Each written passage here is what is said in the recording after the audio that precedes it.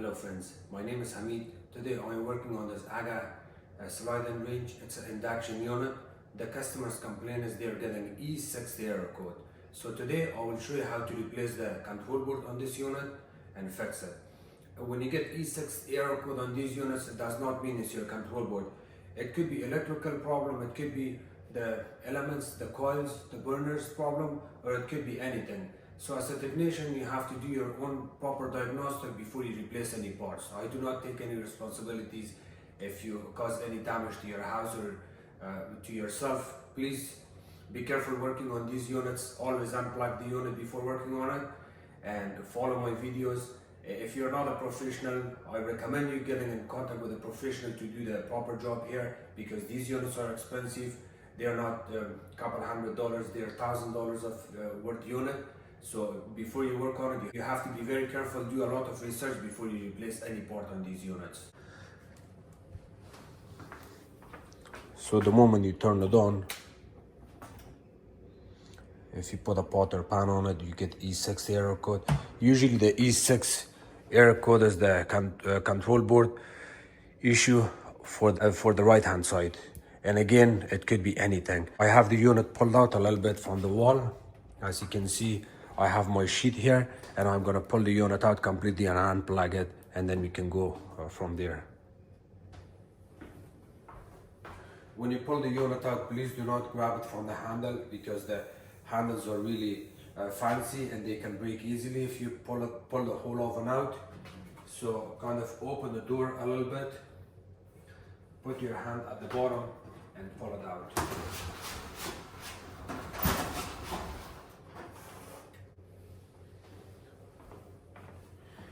Once the unit is pulled out, you can get to the back of it and unplug it. I also have an air slit that I was going to use on this unit. You cannot use air slit on some of these units because of the anti-tip bracket.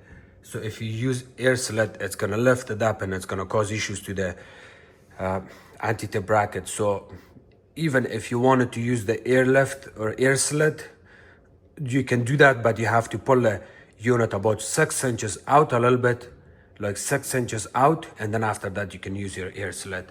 But if you have a white sheet like I do, then you don't have to use any kind of air slit. Before you do anything, we are going to pull all of these knobs out. They're all same color. Once you remove the knobs, you can use T15 Torx screwdriver to open these screws from the bottom of the handle. There's one here. Only use a screwdriver, please do not use drill.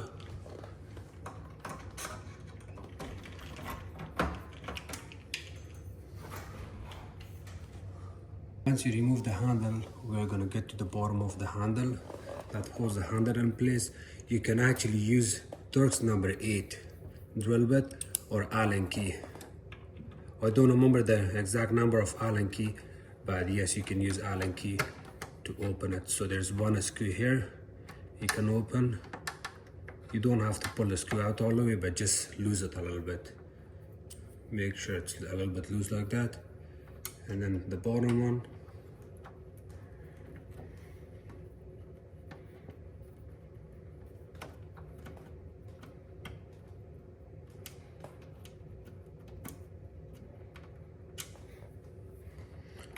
Do the same thing on both sides.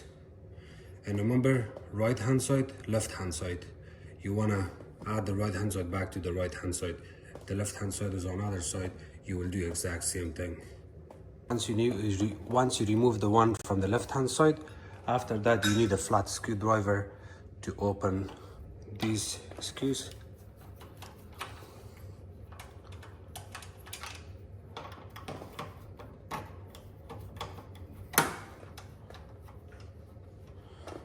And then there's one Phillips drill bit. Phillips screw you're gonna remove. And do the same thing on left hand side. Once you remove 3 screws from the right, 3 from the left, you can get to the back of the oven. When you get to the back of the unit, you see this, this part, you got one on the left, one on the right.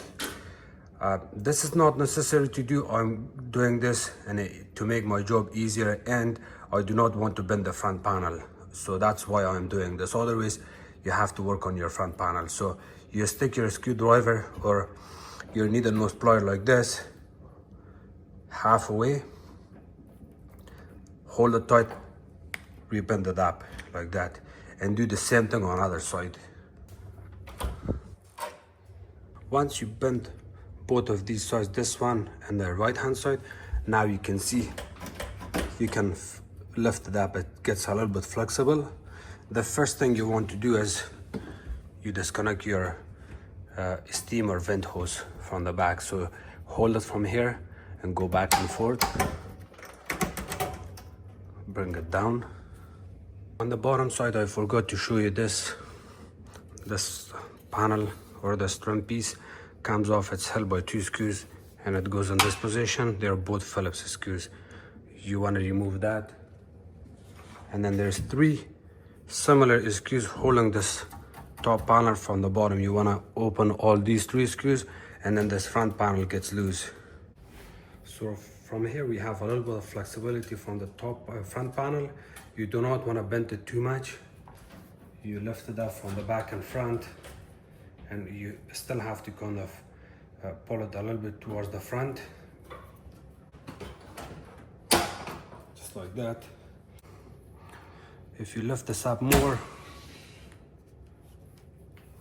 this is the cable we are going to disconnect. Do not pull from the wires, just pull from the connector itself, and take pictures before you do that. And then there's one more connector, that one we're going to remove that, disconnect it. It has 2 tabs on both sides. You want to pinch it with your fingers and wiggle it back and forth.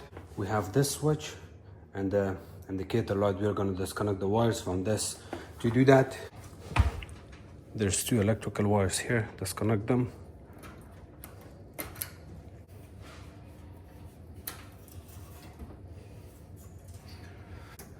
Here it comes off. And now we can lift up the whole panel.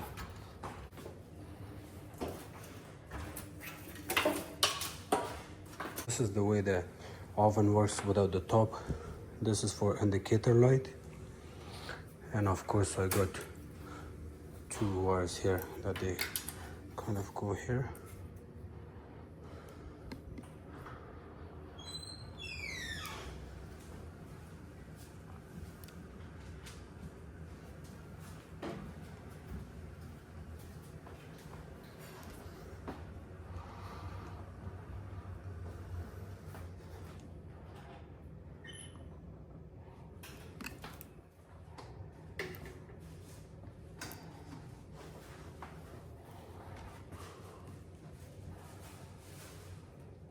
Okay, so I'm trying to remove these 5 screws from the front. They're very closer to the front. They're very closer to the front to see if it's easier to remove this front panel or not. Okay, so I removed the 4 screws that hold this part in place. And look, that's my phone. I left it there. There's 1, 2, 3. There's 3 Robertson screws holding this panel from here. So I would say it's almost impossible to pull this unit front off, because I was talking to one of my senior technicians. He said, no, Hamid, you will be able to remove this front panel. Just remove these 3 screws on the bottom of it, and you would be able to lift it up. But this proves it that it's screwed in from this side. It's almost impossible to remove the screws from here, unless you want to drill a hole in this panel and then remove this screw. Then this panel comes off. Otherwise, it's not possible. So remember, you cannot lift up that panel by removing those 2 screws. So the whole front panel comes including into the top panel or the top glass, and that's how you can remove the whole thing. Otherwise, it's impossible to remove it. The only reason I did this just to show other technicians that it's not possible. The next part I'm going to do is, in order to remove or replace any of these control boards, you have to remove these screws, the springs that's loaded here, and removing the screws. And I'm gonna, by removing it, you remove this bracket, and you can actually hold the bracket here tight and then run your screw again. And in this, you kind of have to pinch it, push it down, and then remove it this way. It's a spring loaded, see? And you're gonna do the same thing on all of them. 3 at the back, 3 on the front.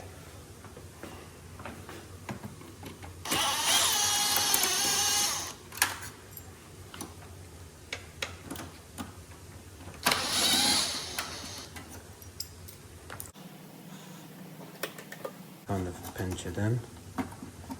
See.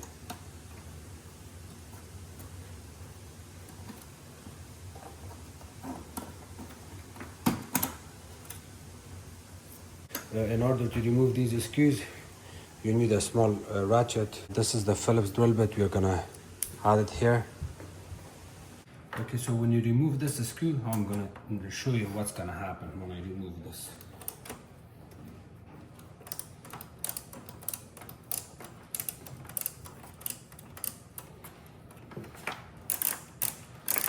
So our goal is to remove this bracket, but you cannot just let the screw sit there, because if you don't remove this screw, there's an open, very thin slot. You cannot remove the panel from out here. So you have no choice, you really have to remove this screw. There's 2 ways you can remove it. Put your finger on one side and keep turning it, and eventually you will get it off. Or you can use the same bracket, hold it tight against the screw, and then turn it from here.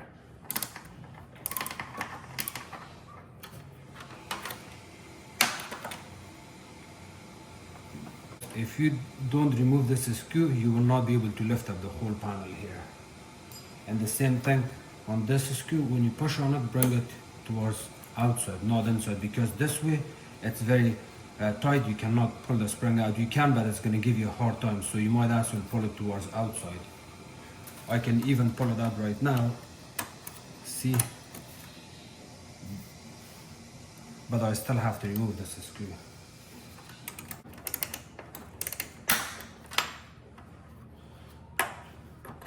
the way it looks. You're gonna lift it up from one side slowly, put your hand here, and do the same thing on the other side. It also has 5 coils, elements or burners. Some of them may fall down, but don't worry, it's all right. Lift it up slowly.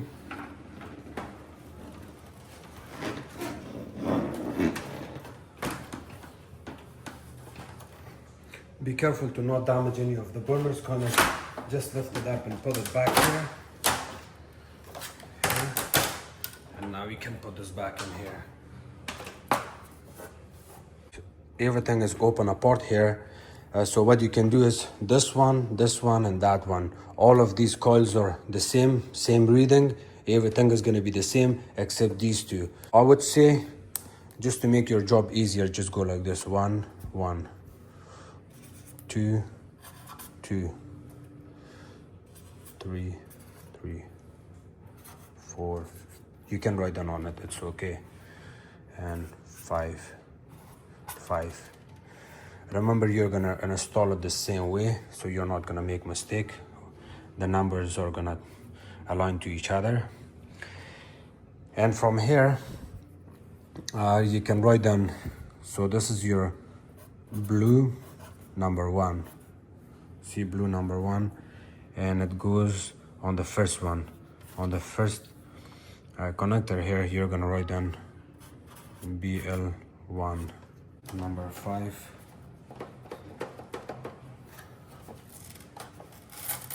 Remember, some of the burners or coils may not fall down. You kind of have to only hold it from opposite side of the wire. You see these wires? You want to hold it from opposite side of the wire, because on opposite side of the wire you do not have any plastic tab here. but on the wire side you do have a plastic tab. I don't know if you can see it or not. That's why you do not want to lift it up from here. If you lift it up from here and inside of this hole, the tab is going to break and then the burner will not stay back in place. So it's important to lift it up only from opposite side of the wire, like that. The same thing on this one, you lift it up from opposite side. Also has Velcro at the back of the element or burner. It has Velcro, and again, remember, this is very important. You do not want to break this. This one is already off. So this is my number 4. The number 4 electrical wires are going here. So BL number 4. My blue is on this side, and then BL number 5. So right here you can actually write in BL number 5.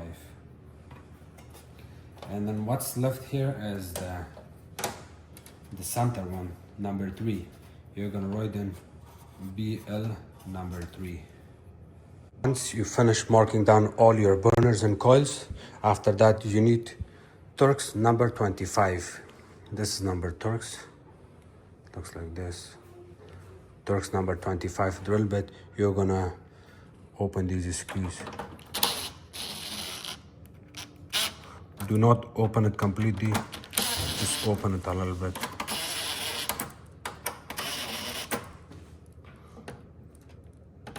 I open all of these already, so they are open. And remember, each of the burners or each of the coils has their own sensors beside them. Remember, each coil has their own sensors beside them. So this one, number 4, has the sensor connector here. In order to remove the connector from the control board, it has a tiny connector. You see that, sorry, it has tiny tab. See, that's your tab. You press on it, the tab's mouth gets open, and you can remove the burner.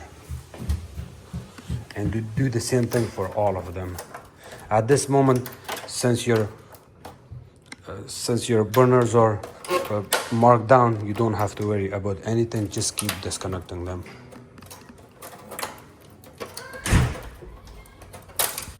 And if for some reason, if you cannot lift up the burner, it's okay. You can always use a screwdriver from the bottom of it to lift it up slowly. Just like that, because you got Velcro, and that's why it's gonna be a little bit hard to pull off sometimes. And now everything is removed. It's a good idea to take a picture here. You can take a picture of this area, the way everything is connected.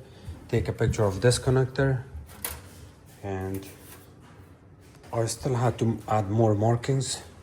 I added 2 dots here, 2 in here, 1 here, and then I added a line here that this wire goes there, and then there's a check mark here that it's running here. From here it goes right in here. So now you can disconnect everything.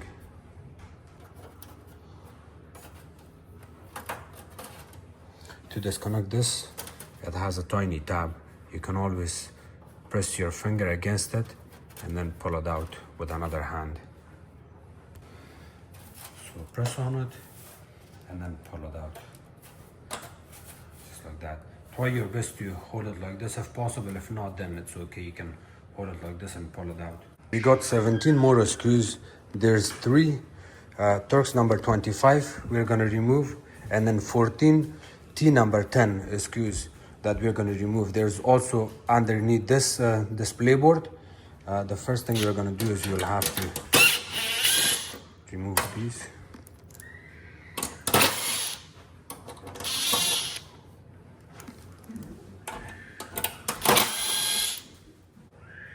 To remove the display board, we need a needle nose plier. What we can do is, it has a tiny plastic. We're going to pinch on it with the needle nose plier and lift it up. You have to kind of lift it up at the same time. This one and this one. You can disconnect this wire. Always disconnect these connectors from the connector itself. Do not pull it from the wire. And now This one is disconnected. You can actually pull a little bit more wire out, just like that, and then turn it. I still have to open this, pinch on the top, and then you can. So you're gonna leave only one here. So by leaving one, you're gonna kind of bring it sideways. So that way you don't have to remove the whole display board. And get your Torx number 10 drill bit. This is Torx number 10, the way it looks. And we are going to remove all of these screws.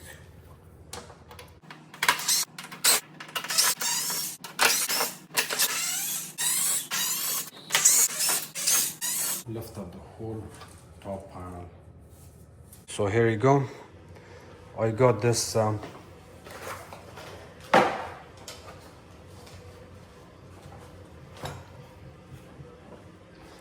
control board to replace. It comes with couple fuses, slow blow fuses, and couple other fuses. It will also actually show you when you receive the brand new part. It will also show you how to check the component on it, and you still have the same reading. If you go through the tech sheet, it will tell you how to test the stuff. See, between these pins you want to read for 10,000 ohms. Same thing here.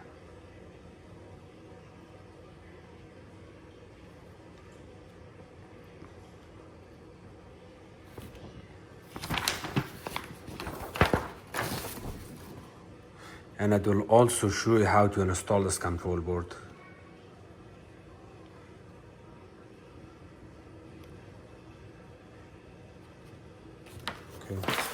And this is the way the control board looks. It comes wrapped up in a plastic. I opened it already. And of course the fuse removing tool. You don't need that if you have need a nose plier. The way the control board looks.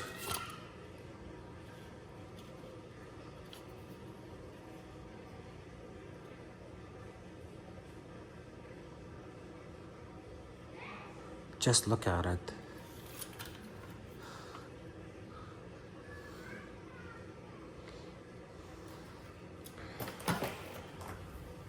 Before you replace your control board, you're replacing the control board on this side. You also want to double check your control board on other side and the fuses and everything, just to be on the safe side, because this is a big job. If you're only doing one control board, you might as well check to make sure everything else is okay. Make sure your main power supply board is okay and this board is okay, and then you can replace this, of course. Control board. In order to replace the control board, first of all, you're going to remove these bridge fuses.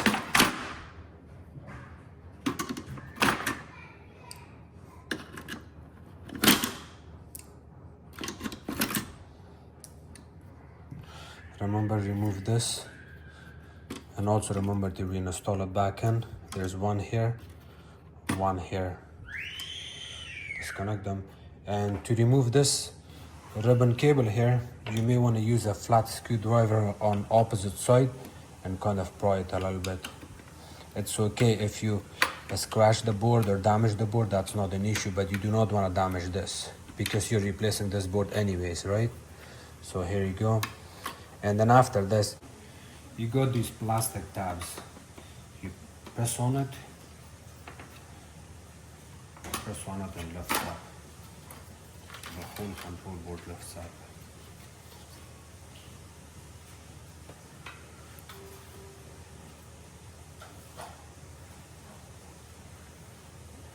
And here's the new one.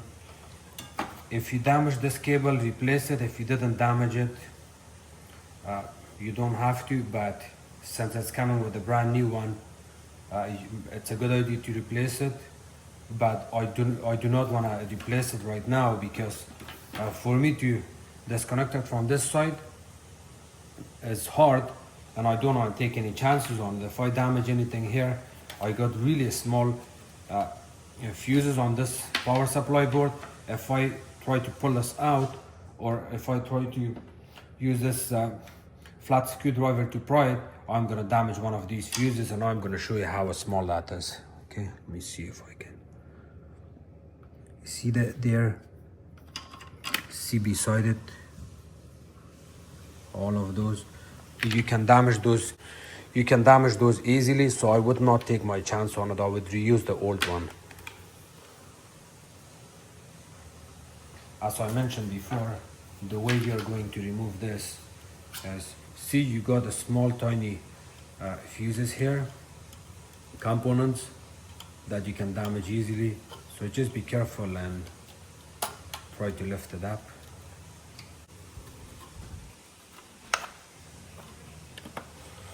Just remember, be careful with this and install it slowly, and look at it from this side with even use a flashlight just to make sure you align it properly, and then you can push it back in.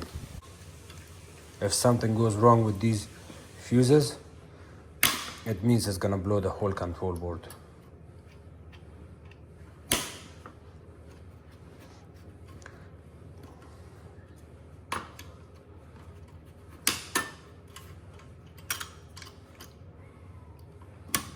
Before you install these fuses, the only tip I can give you is, if you look at the, let me show you on here.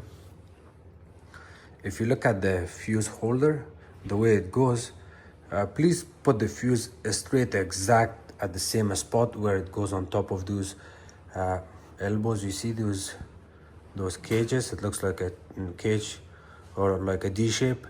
You want to put the fuse exactly on top of that, and then press down on it, push it down. If you don't put it on top of that, you're going to bend this fuse holder, and then it may also cause issues.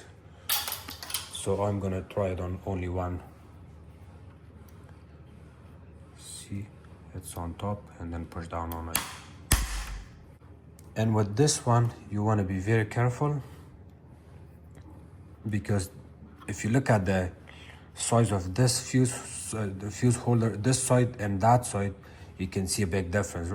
Because this side is overheated a little bit, it's a good idea to just be careful with it, extra careful. Seems okay now.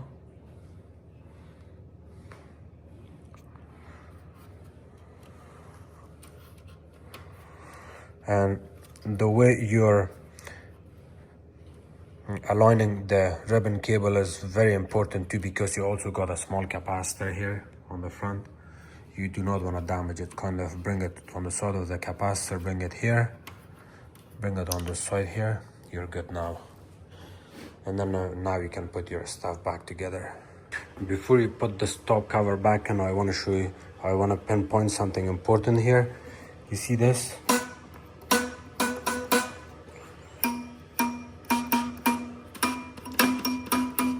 You can actually play guitar with this. It's just for fun here. No, I'm just kidding. It's actually your ground. The way they're hooked up here, when you put this back in, like most of the technician would just put this back in and add all the screws back in and call it a day. But be careful. When you reinstall this back in, you want to put something underneath your control board. So for example, if you're working on this control board, lift it up, put your old control board on at the bottom, put your old control board at the bottom like that, and then you put your panel back. And I know I'm going to show you what's going to happen here. When I line this up, this ground is actually coming on top here, and that's how you add your screw. This is very important, and you have to do this. If you don't, your oven induction board is not going to work properly, because ground is also important in induction units when you're using them here. So here it kind of goes like this. And a customer was telling me there was another guy before me working on it a couple of years ago, or whenever, or maybe a year ago or so.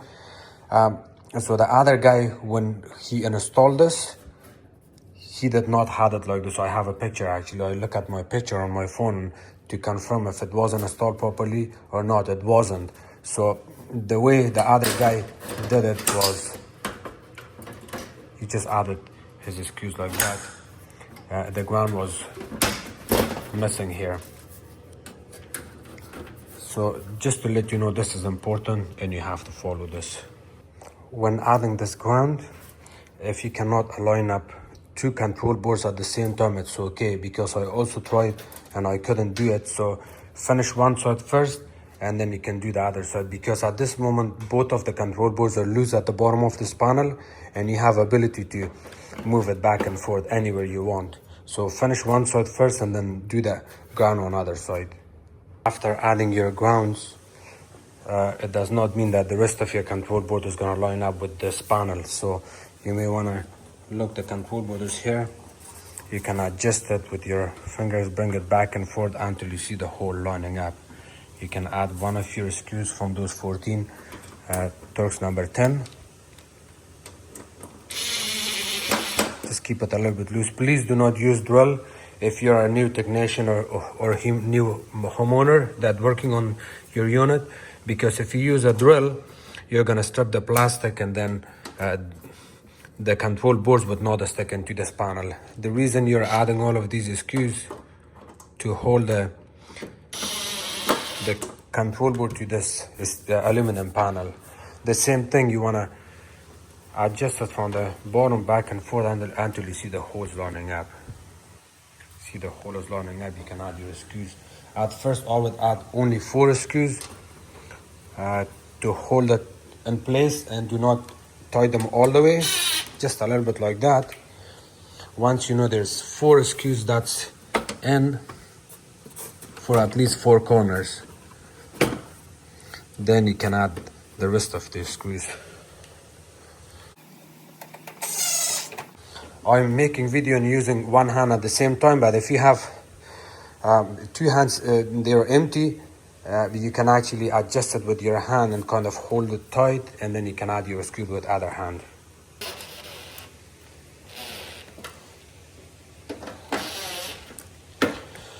Retighten and double check all your screws, and if possible you can use a hand screwdriver to retighten some of these, and then you can put your stuff back in.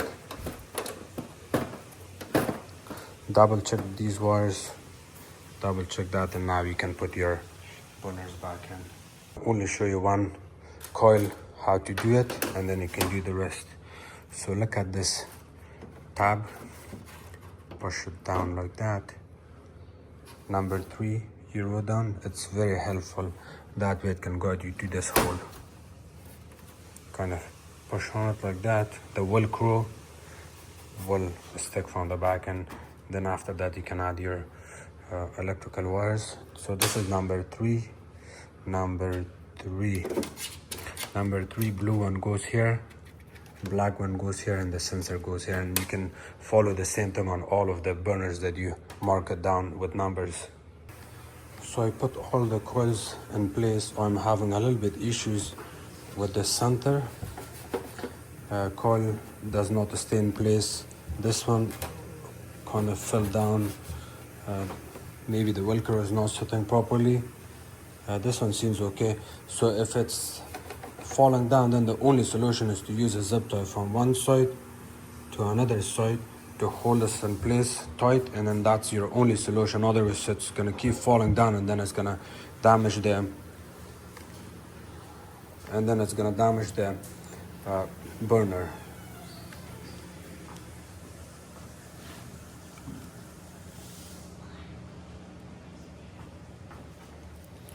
You need very thin zip ties that you can kind of insert it from one side.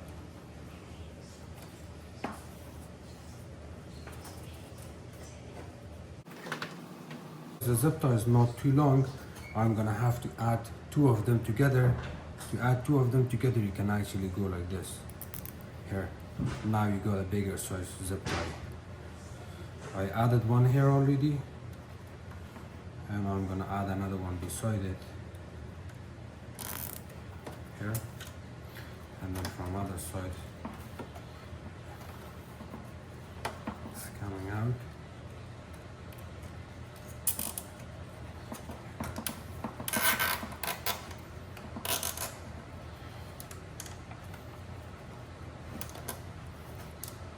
Okay.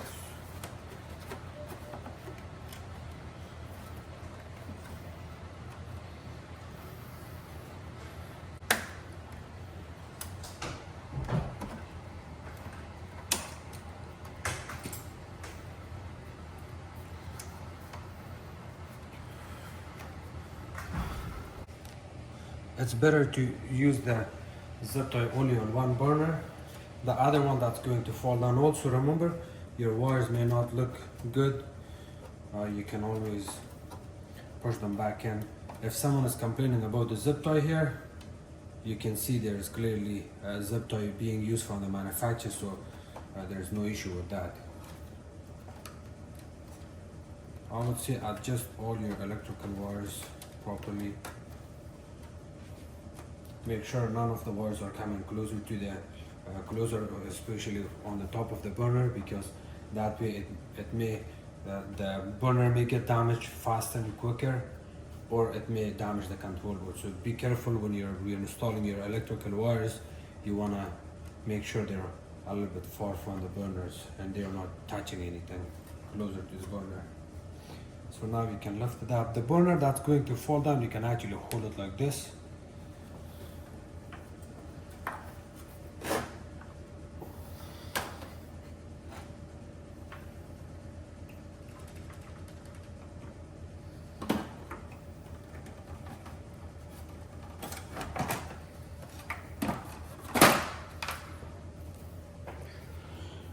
Once you know your top is back in, you can always cut the zip tie here.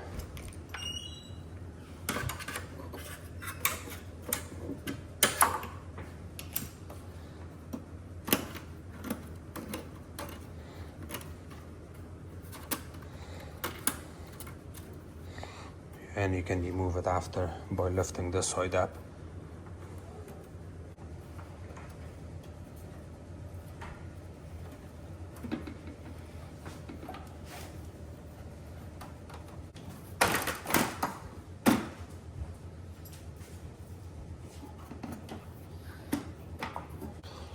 I have removed the zip tie just in case if the glass was going to get hot, the customer would smell burning smell. I don't want to take a chance on it. So I removed this back in. The important part at this moment is you want to make sure that you see these creamish color plastic. Make sure that they're all aligned with the hole. These ones are already aligned because the burners were okay, but the important one is the center one. You see the center is also lining up. And then now you can add your springs and screws. The spring goes first. You add your screw on top of this spring, and then bring it closer. Pinch it with your nail. Line it up. And I'm also going to explain it to you how this works, and I'm going to show you an empty one. You see it has a tiny nipple right there. This nipple actually sits on top of this screw. When you reinstall your screw back in, you cannot just leave it alone. You have to a little bit turn it with your finger so the screw would sit solid in place. And this is how the top panel is held tight into the glass of the oven. The same thing here.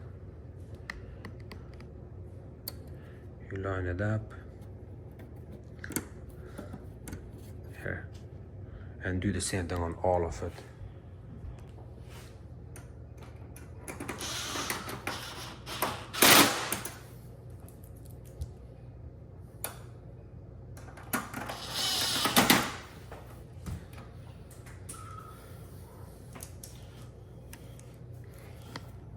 After installing these security bridges, which I call security bridge, they kind of stay a little bit loose. You can always retighten it with a ratchet. You cannot retighten it with the drill because it's going to make a lot of noise and it's going to strip the screw. But if you hold it tight from this side and tighten your ratchet in your hand and go full force on it without stripping anything, you will be able to retighten this back in.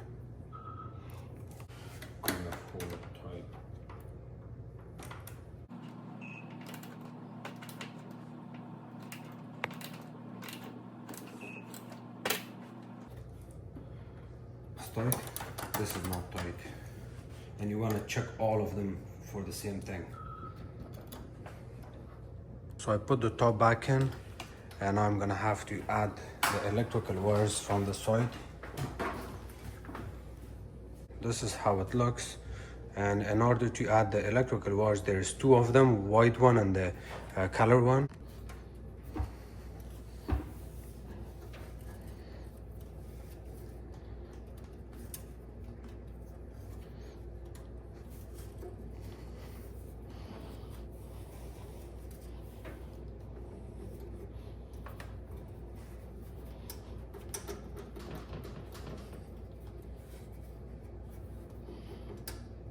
And some units, when you install this connector, if you see it's not going in properly and or if it's loose, you can always use a zip tie that holds it from this side to that side, tight in place. On this one it's okay, but if for some reason it doesn't stick tight together, then you may want to use a zip tie from this side to that side, wrap it around.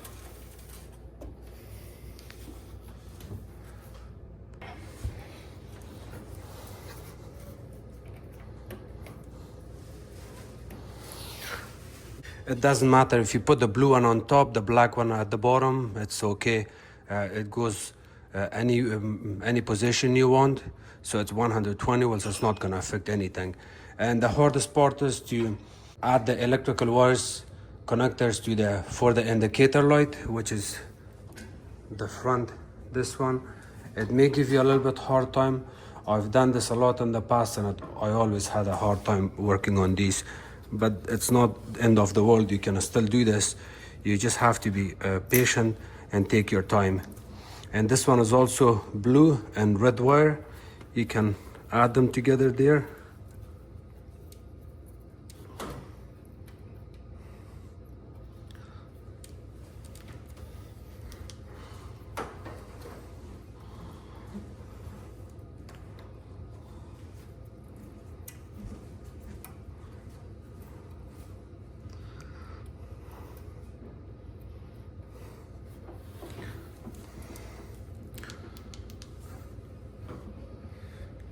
This blue indicator light also has a plastic tab at the center of two connectors, and it breaks sometimes. That's completely normal.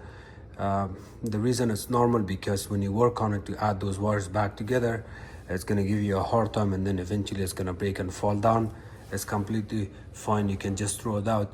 Since the connectors are insulated, you're on the safe side and you don't have to worry about this.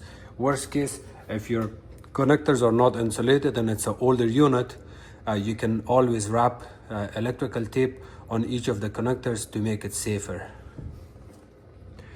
After you add both of these together, you can work on your top to push it back in and kind of line it up with the wrist and finish the job.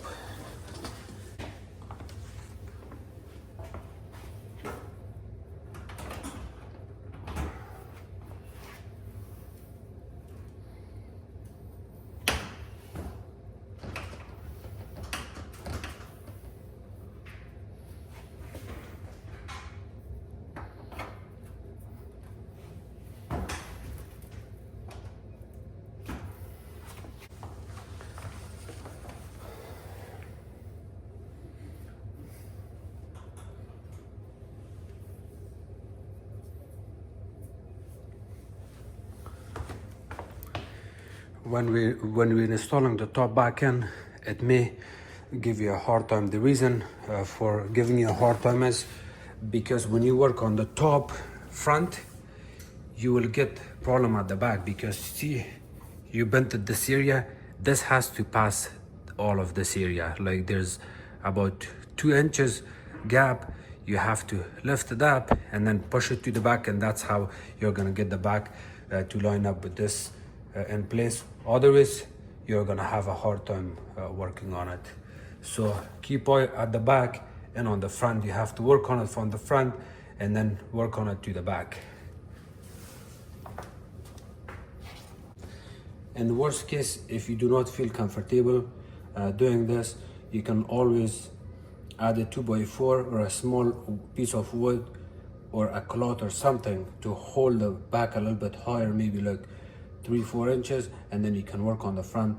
Reinstall your front back in, and then you can push it while the back is lifted up a little bit, and then you can reinstall the back. I put that box at the back so it's pried up a little bit. And now the thing that's probably going to give you a hard time is this part, and I'll show you and explain it to you what needs to be done here exactly. You see this top right here? This is actually catching on the top area here, so that's why you may want to lift even this side up and then slide it back. And at the same time, we also have a light indicator wires on the way. It's very closer to the front.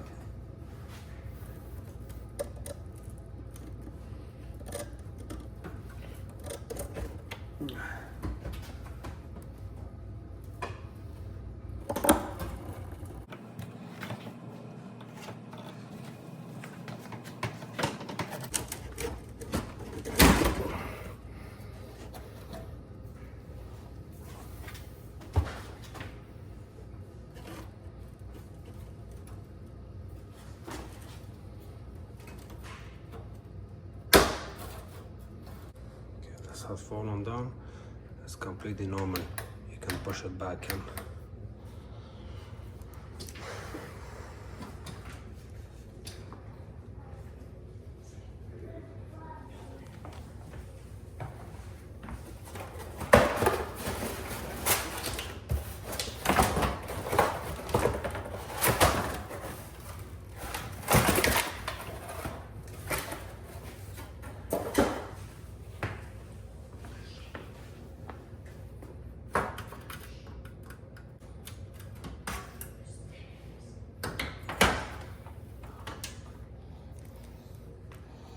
So here, the secret looks that you lose the screw a little bit and then push it really hard to the left.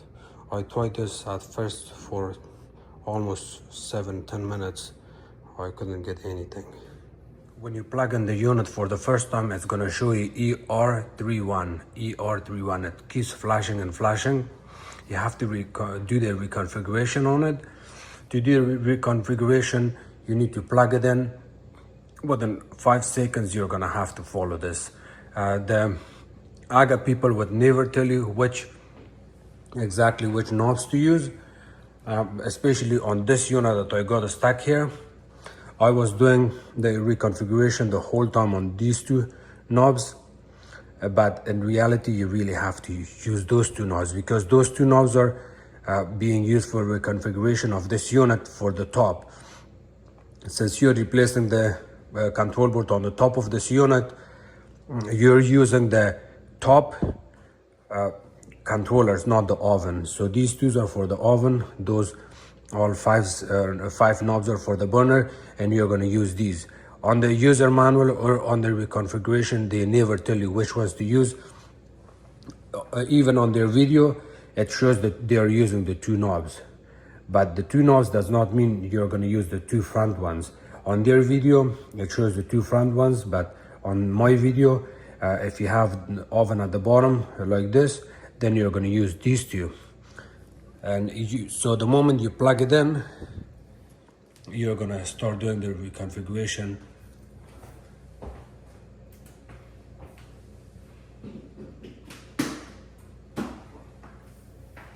So turn it to the left and then hold.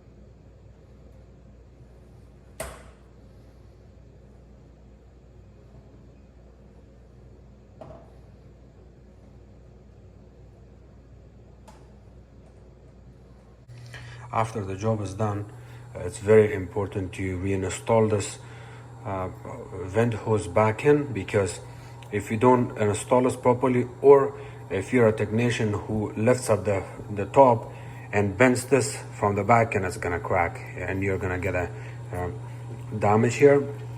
So if this happens, it's not a big deal. You can always add aluminum tape to cover this back end. If possible, try to replace it, order a new one. And also, even if you don't have aluminum tape and you have a crack in here, it's not a big deal. You can always cut this part, and then this hose goes all the way down in that pipe at the back. From here you can see it, it's lined up here. You can actually pull more out, 3-4 inches, and then you can reinstall this back in here. It's not going to cause any issues if it's a little bit higher from the pipe. It's still the aluminum pipe at the back is still going to be all the way inside like this, but if you lift it up, so right now this hose sits on top of that back pipe where the moisture and heat is coming. It kind of sits like this. It's not a big deal. You can still get all the heat coming up, but remember to not forget to add this back in at the center position at the back. You see from here all the way there, it's at the center, and you want to make sure you even look at it with a flashlight to make sure that it's showing here, so the heat, moisture, everything comes out from that area, and it goes of course on your vent hood.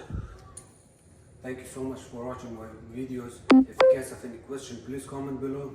Don't forget to subscribe to my channel, like my videos, and share it with others.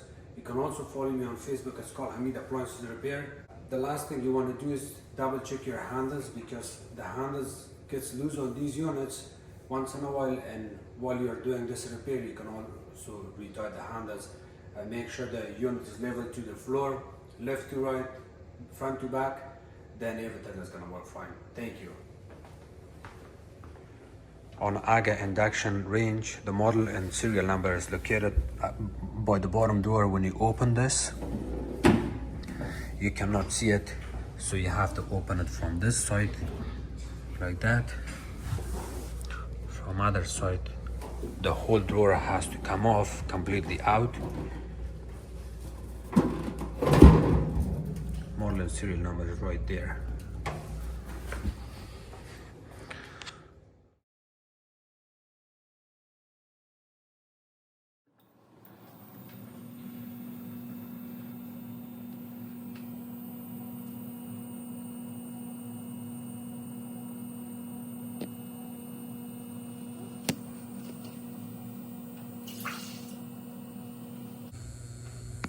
Okay, this one works.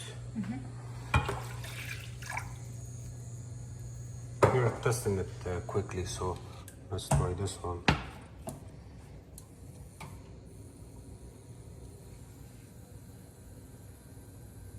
Looks good. Let's try the center.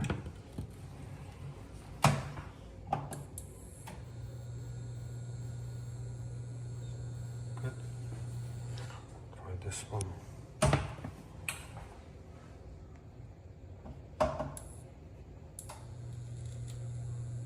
Now it's cracking.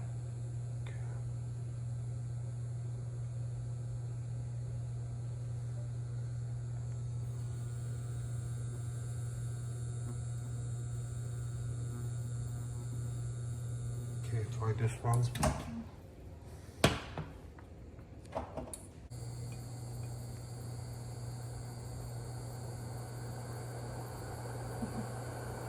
Beautiful.